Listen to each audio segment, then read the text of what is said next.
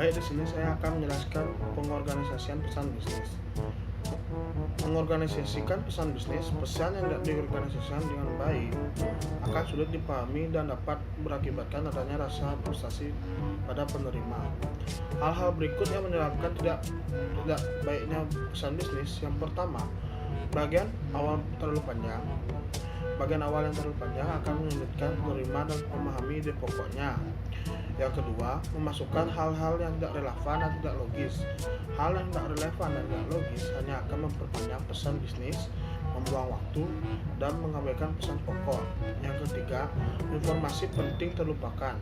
Seringkali informasi penting terlupakan karena perhatian terpusat pada penyajian ide, pendukung atau pelengkap.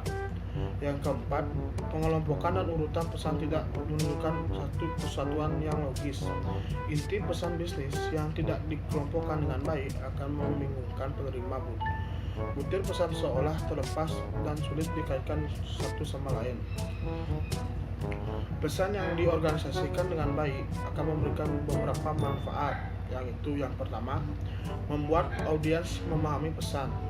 Dengan menemukan poin penting secara jelas, menyusun ide secara logis dan runtut, dan memasukkan semua informasi yang relevan dalam pesan, audiens dengan mudah akan memahami tujuan pesan.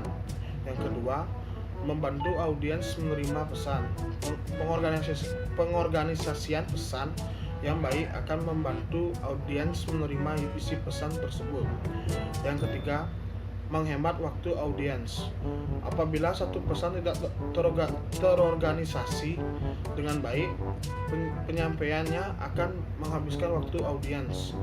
Tujuan pengorganisasian pesan yang baik adalah penyampaian organisasi yang relevan saja yang dapat menghemat waktu.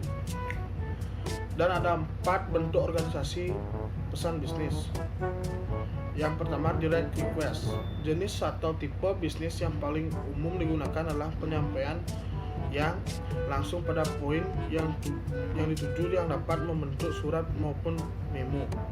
Yang kedua, pesan-pesan rutin, good news and goodwill. Untuk menyampaikan pesan yang berisi berita lebih baik, cocok digunakan pendekatan langsung karena reaksi audiens yang positif. Yang ketiga, pesan-pesan bad news. Pendekatan yang dapat diterapkan adalah pendekatan tak langsung jika harus menyampaikan berita yang kurang menyenangkan. Cobalah untuk menempatkannya pada bagian pertengahan surat dan gunakanlah bahasa yang halus. Yang keempat, pesan-pesan persuasif.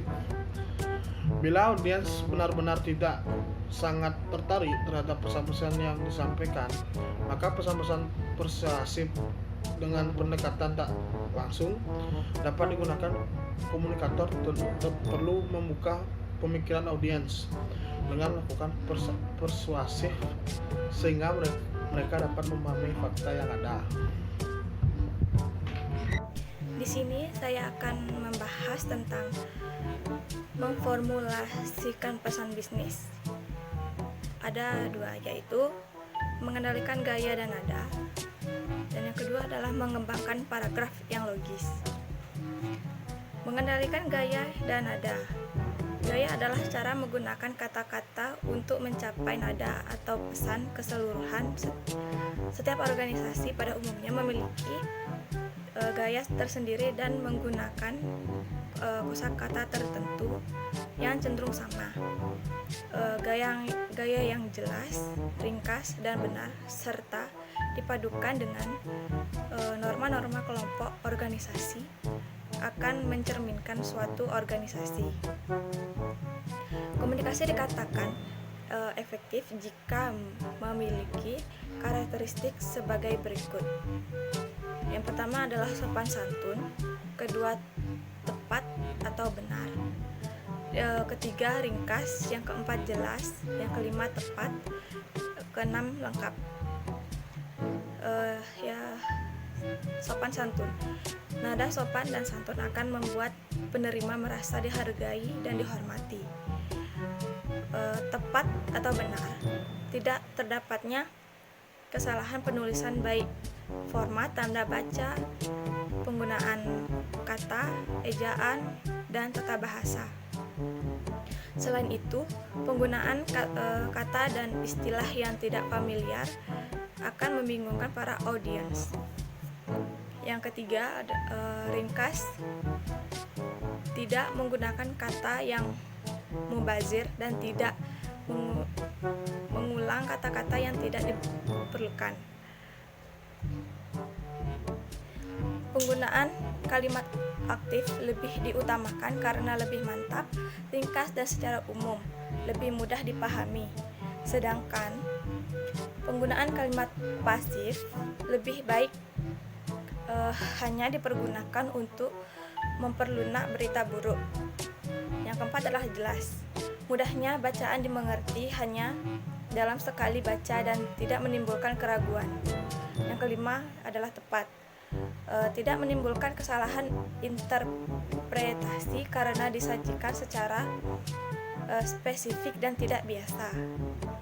Namun ada yang keenam adalah lengkap. Memberikan informasi lengkap sesuai kebutuhan dan keinginan penerima. Mengembangkan paragraf yang logis. Paragraf adalah suatu kesatuan unit pemikiran. Setiap organisasi merupakan bagian penting dari keseluruhan pesan paragraf. Umumnya memiliki 3 unsur, yaitu yang pertama adalah topik, yang kedua adalah kalimat pendukung topik, yang ketiga adalah kalimat peralihan. Kalimat topik mengungkapkan subjek dari paragraf dan bagaimana subjek akan dikembangkan. Lalu ada kalimat pendukung topik. Selanjutnya paragraf dikembangkan melalui deretan kalimat berkaitan yang menyediakan dukungan untuk kalimat topik. Dan yang terakhir adalah kalimat peralihan. Unsur peralihan diatur dalam urutan yang logis dan terpadu. 5 teknik yang paling umum digunakan untuk mengembangkan paragraf yaitu ilustrasi, perbandingan atau kontras, lalu ada sebab akibat, klasifikasi, masalah, dan penyelesaian. Ilustrasi, mengembangkan paragraf menggunakan ilustrasi atau contoh-contoh yang dapat memperjelas ide pokok. Perbandingan atau kontras, mengembangkan paragraf dengan menguraikan persamaan perbedaan. Sebab akibat, mengembangkan paragraf dengan teknik sebab akibat dan memusatkan uraian pada alasan-alasan mengenai sesuatu. Klasifikasi, mengembangkan paragraf dengan memecah ide umum menjadi beberapa kategori spesifik. Yang kelima, masalah dan penyelesaian, mengembangkan paragraf dengan menyajikan suatu masalah dan kemudian membahas penyelesaiannya. Baik, sekian video presentasi dari kelompok kami. Jika ada salah kata, kalimat, dan perbuatan, mohon dimaafkan. Saya tutup untuk Om Santi. Om Santi, Santi, Santi, Santi, Om.